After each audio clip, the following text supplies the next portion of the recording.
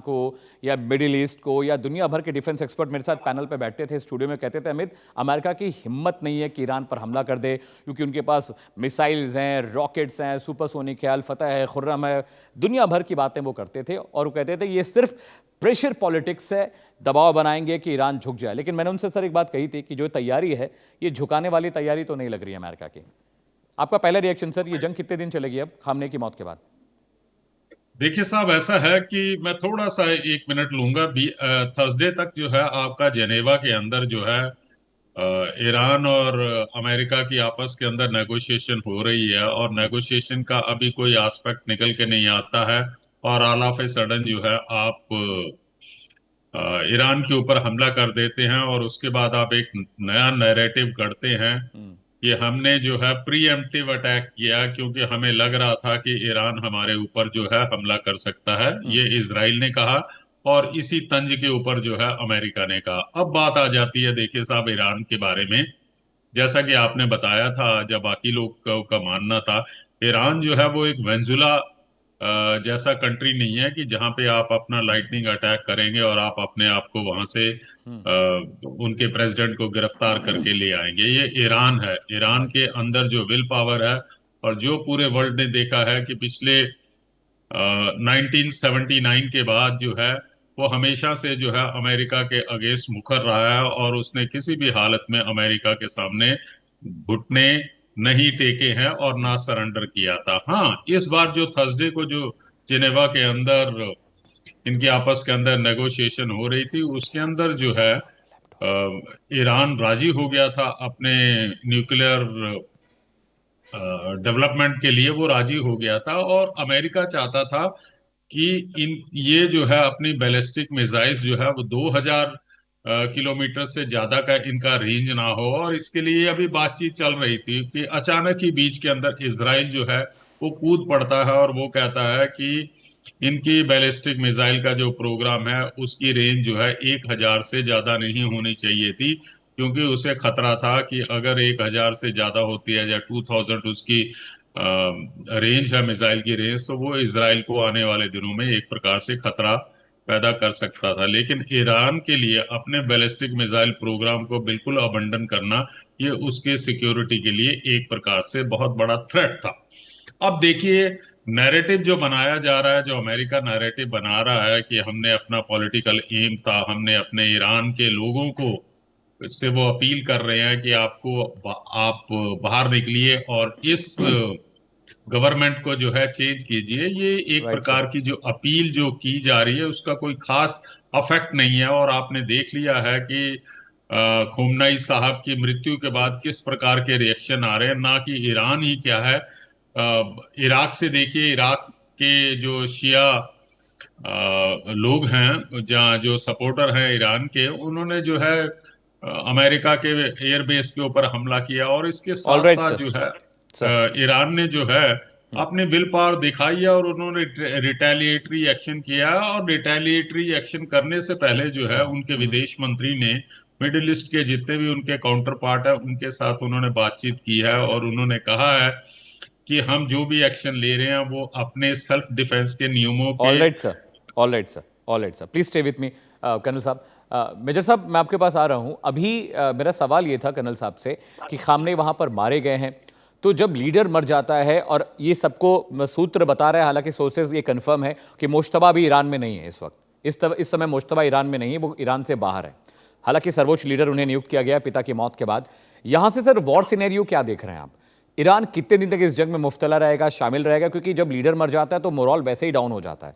क्या ये जंग अभी आपको लंबी खिंचती दिख रही है, 10-15 दिन से ज्यादा ऊपर जाने वाली है, या आपको लगता है ईरान जल्द सरेंडर करने वाला है 10-15-20 दिन के अंदर? मेजर साहब जी देखिए, अगर ईरान को सरेंडर करना होता तो ईरान कब का बहुत पहले सरेंडर कर चुका होता और ये नौबत नहीं आती। Right sir. यहाँ पर उनके जो सुप्रीमो है अयतुल्ला अली खुमैनी साहब को जब मार के उसके बाद उनके बेटे जो सुप्रीमो हुए हैं वो सरेंडर करेंगे कि कभी नहीं, कतई नहीं करेंगे। उन्होंने खुद देखा है कि उनके फादर जब खुद वो शहीद हो गए थे, वो उनको शहादत प्राप्त हुई, वो मर गए थे वहां पे लड़ते लड़ते, लेकिन वो उनको मालूम था कि ऐसा होने वाला है। देखिए मैं आपको ये बता दूं अमित भाई, अमेरिका ने ना 100 से अधिक राष्ट्रों पे अब तक मिलिट्री एक्शन करा है, लेकिन अब तक किसी की मजाल नहीं हुई कि चू भी कर सके अमेरिका के खिलाफ, क्योंकि अमेरिका के पास शक्ति है, डॉलर है, पैसा है, इतनी बड़ी सुपर पावर है, ग्लोबल पावर है। तो किसी अमेरिका का, जब अमेरिका ने वेनेजुएला के प्रेसिडेंट माडुरो को जब किडनैप किया था, अगवा किया था, उसी टाइम पे मैंने कह दिया था कि ये एक शुरुआत है अमेरिकन एम्पायर के अंत की। उनका डाउनफॉल यहां से शुरू हो गया। एक, आप कैसे एक सोवरेन राष्ट्र के राष्ट्रपति को रातों रात आप अगवा करके ले आ सकते हो? अमेरिका ने कई राष्ट्रों में मिलिट्री एक्शन करके कई राष्ट्रों में रिजीम चेंज किया है। कुछ तरह के तालिबान का हुआ 2001 में, या उन्होंने चिली में किया था, उन्होंने क्यूबा में किया था, उन्होंने बहुत से, मतलब मैं गिना सकता हूं आपको, अनगिनत हैं। कुछ एक राष्ट्र में आपको, मेरे को एक आप बस 2 मिनट का अनइंटरप्टेड मौका देगा, क्योंकि मैंने इसके बारे में बहुत पढ़ के आया हूं, तो मैं चाहता हूं कि मैं ये बताऊं इसके बारे में कि मिलिट्री राज जो है अमेरिका का मिलिट्री ऑक्यूपेशन, जैसे कि फिलीपींस में 1898 से 1946 अन इनकॉर्पोरेटेड टेरिटरी में, जो कि पहला मिलिट्री एडमिनिस्ट्रेशन था, और बाद में वो इंसुलर ठीक है मेजर गवर्नमेंट। साहब, स्टे विथ मी। एक ब्रेकिंग न्यूज आ रही है, मैं ले लूं, बहुत बड़ी खबर आ रही है। जी हाँ, मैं आपके पास आता हूं मेजर साहब। ईरान के राष्ट्रपति मसूद पेजेश्कियन का बड़ा बयान आया। उन्होंने कहा कि ईरान के बड़े धार्मिक नेता की हत्या की गई। खामनेई की हत्या मुसलमानों के खिलाफ खुली जंग है, ये बात पेजेश्कियन ने कही है। जिम्मेदार लोगों को सजा देना ईरान का अधिकार है। तो देखिए, खामनेई साहब की मौत के बाद अब पेजेश्कियन साहब भी ज्यादा एक्टिव और मुखर होकर बयान दे रहे हैं। उन्होंने कहा है कि जिम्मेदारी जिसकी है उसे सजा मिलेगी। मेजर साहब, अब जिस बात का हम जिक्र आप कह रहे थे और आप भी कह रहे थे कि अगर सरेंडर करना होता तो पहले कर देते, लेकिन अब मुझे लगता है कि यहां से और ज्यादा एस्केलेशन होगा, ये जंग और भीषण होगी, क्योंकि जब आपको ये मोटिव मिल जाता है कि भाई आपको खत्म होना है या खत्म करना है, तो फिर जंग रुकती नहीं है। मेजर साहब, बिल्कुल आपकी बात बिल्कुल सही है। तो अगर सरेंडर करना होता तो ये पहले ही सरेंडर कर चुके होते, और अब से शायद हो सकता है अगर ये और थोड़ा और दबाव डालते ईरान के ऊपर, क्या पता, कुछ पता नहीं कि ह्यूमन साइकोलॉजी के बारे में। लेकिन अब तो नामुमकिन है, अब तो सरेंडर ईरान की तरफ से, मैं क्या, कुछ भी कर ले, क्योंकि ईरान को अभी जो खोना था खो चुके हैं। अब कुछ उनमें डर नहीं है कुछ खोने का। अब वो बस, अब जैसे कि सुसाइड बॉम्बर होता है ना, वो मरने ही आता है, उसको मालूम है अब मरने से पहले मैं जितने भी लोगों को तबाह कर सकूं मैं कर लूं।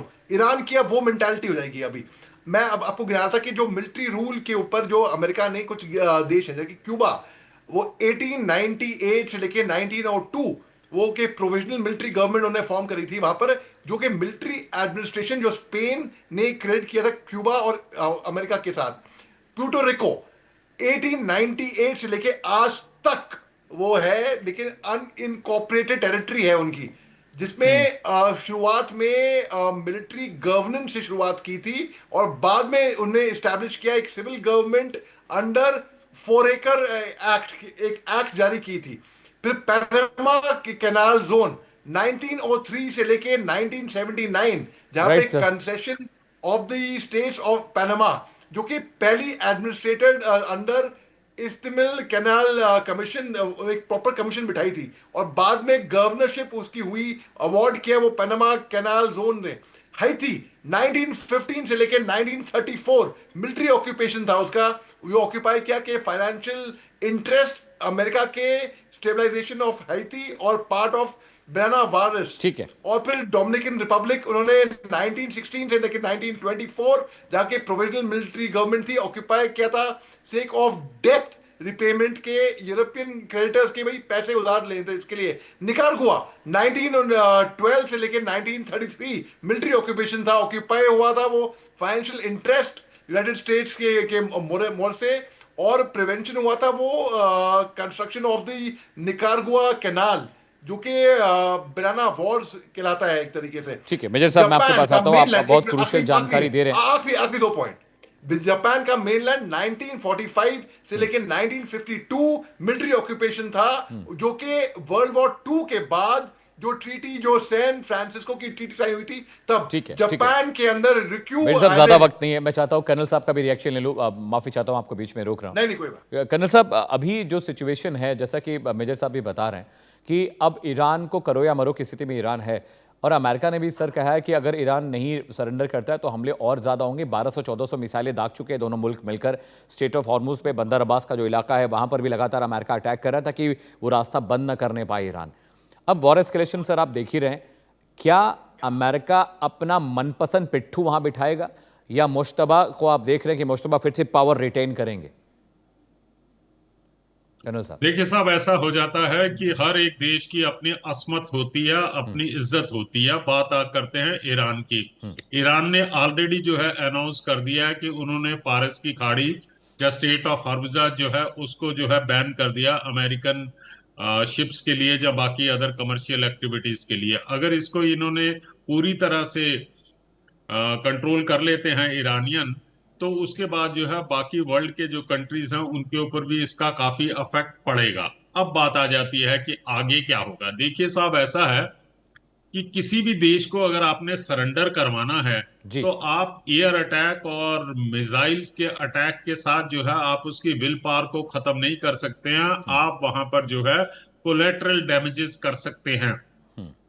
पूरी तरह से किसी कंट्री को, जो आर्म्ड फोर्सेस को सरेंडर करने के लिए आपको अपनी फुट सोल्जर जो है, जो आपके अपने फुट्स ऑन सिपाही ग्राउंड हैं, सर। सोल्जर हैं, फुल उनको सपोर्ट। अटैक के लिए अंदर भेजना पड़ेगा ताकि वो इलाके को पूरी तरह से कैप्चर करे और अपने कंट्रोल में लाएं। लेकिन आज की तारीख के अंदर जो है ना अमेरिका इस पोजीशन में है कि वो अपने फुट सोल्जरों को भेजे डायरेक्ट कन्फ्रंटेशन के लिए, और ना ही इजराइल भेज सकता है।